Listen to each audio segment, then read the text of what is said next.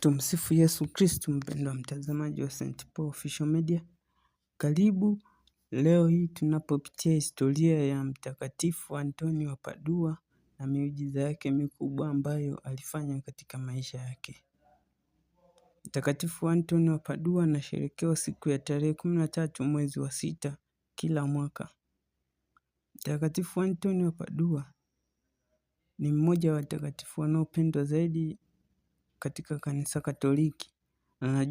Anajulikana kama mtakatifu wa vitu vilivyopotea. Mtakatifu Antonio wa Padua alizaliwa na jina lake la kuzaliwa likiwa linaitwa Fernando Martins de Burgos, ambaye alizaliwa tarehe 15 mwezi wa 8 mwaka 1195 huko Lisbon nchini Ureno. Alifariki tarehe 13 Juni mwaka 1231 Padua nchini Italia.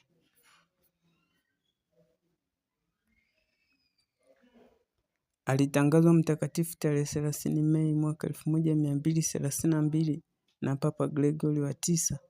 Ni haraka zaidi katika historia ya kanisa, miezi 11 tu baada ya kifo chake. Maisha yake. Ujana, alikuwa mtoto wa familia tajiri ya kijeshi, ambapo akiwa na miaka 15 aliingia kwa wakanoni wa Mtakatifu Agustino huko Coimbra, ambapo alipenda sana kusoma na kuwa mtaalamu wa Biblia. Kujiunga na shirika la Wafransisko.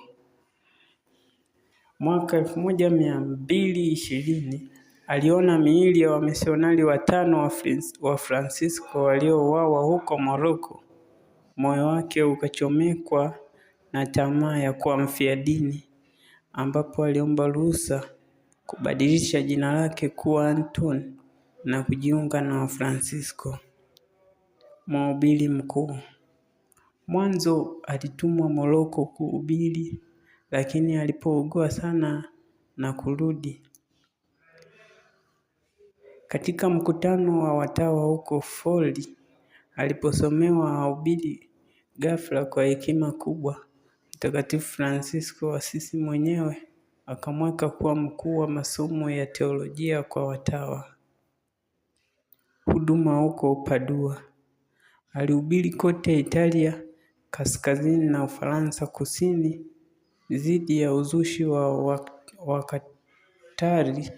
Hotuba zake zilikuwa na nguvu sana, hata wanyama walisimama kumsikiliza. Alifariki dunia akiwa na miaka 36 tu huko Padua. Papa Pius wa 12 alimtangaza kuwa daktari wa kanisa mwaka 1946 kwa sababu ya kina cha mafundisho yake. Miujiza mikubwa ya Mtakatifu Antonio wa Padua wakati wa uhai wake, ambapo samaki walimsikiliza huko Rimini. Watu wa Rimini walikuwa wakaidi sana na wakataa kusikiliza mahubiri yake, lakini Antonio alienda ufukweni akawaita samaki. Samaki wakatokea maelfu wakiinua vichwa vyake nje ya maji kumsikiliza, lakini watu walipoona hilo wote wakaja kanisani na kutubu. Mtoto anayesema. Mama mmoja aliposhutumu juu ya mtoto wake kuuawa, Antonio alimwambia mtoto, nitamwambia Mungu kama wewe ni mwana wa Mungu. Mtoto akasema kwa sauti wazi, hapana, wewe si baba yangu. Mama akashtuka na kutubu uongo wake. Punda kusimama mbele ya Ekaristi na kuinama. Mtu mmoja aliyekuwa mkanushaji alisema hata amini Ekaristi mpaka punda wake apige magoti. Lakini Antonio aliweka Ekaristi takatifu mbele ya punda mwenye njaa ambaye alikuwa hajala muda wa siku 3. Lakini badala ya kwenda kula, punda alipiga magoti mbele ya Ekaristi kwa dakika 2. Kuhubiri kwa lugha nyingi.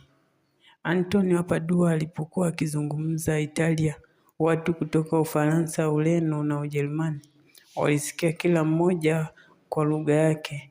Huu ulikuwa ni muujiza kama wa Pentekoste. Miujiza baada ya kifo chake. Ulimi usiooza. Mwaka 1263, miaka 32 baada ya kufa, mwili wake ulipochimbiwa ulikuwa umeoza, ila ulimi ulikuwa mwekundu safi kabisa. Hii ilionyesha zawadi yake ya uhubiri. Ulimi huo bado umehifadhiwa Basilika la Padua. Uponyaji wa miguu. Mjane mmoja huko Padua alikuwa na mguu ulioharibika. Akaapa kwamba akipona atatembea kwenda kanisani kwa magoti, lakini alipopona akasahau. Usiku huo huo ukaharibika tena. Alipolipa nadhiri yake akapona tena. Vitu vilivyopotea.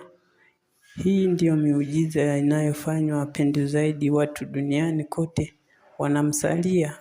Akipoteza kitu, funguo, simu, hati, amani ya moyo, huyu anajulikana kama mtakatifu wa vitu vilivyopotea, kwa sababu alikuwa akiwasaidia maskini kupata mali zao zilizochukuliwa na matajiri. Miujiza wa watoto. Wazazi wengi wanamsalia, wanasali kwa watoto wagonjwa. Kuna maelfu ya ushuhuda wa uponyaji wa ghafla baada ya sala kwa Mtakatifu Antoni. Mpendwa wa mtazamaji, ni Mtakatifu Antoni, mtakatifu ambaye hakutaka kuwa askofu bali alitaka kuwa mfiadini, lakini Mungu alimfanya kuwa mhubiri na akafanana na watu wa kawaida wenye matatizo ya kila siku. Mpendwa mtazamaji, tusali sala ya Mtakatifu Antoni wa Padua. Mtakatifu Antoni mtukufu mwenye nguvu mbele za Mungu, wewe uliye msaada wa walio katika dhiki, nisaidie kupata. Taja kitu unachohitaji. Upendo wako kwa Mungu na huruma yako kwa watu vinatufanya tukutumaini. Omba kwa ajili yangu ili nipate kufuata Kristo kwa uaminifu. Amina. Tarehe 13 mwezi wa 6 kila mwaka ni sikukuu ya mtakatifu huyu, Mtakatifu Antoni wa Padua.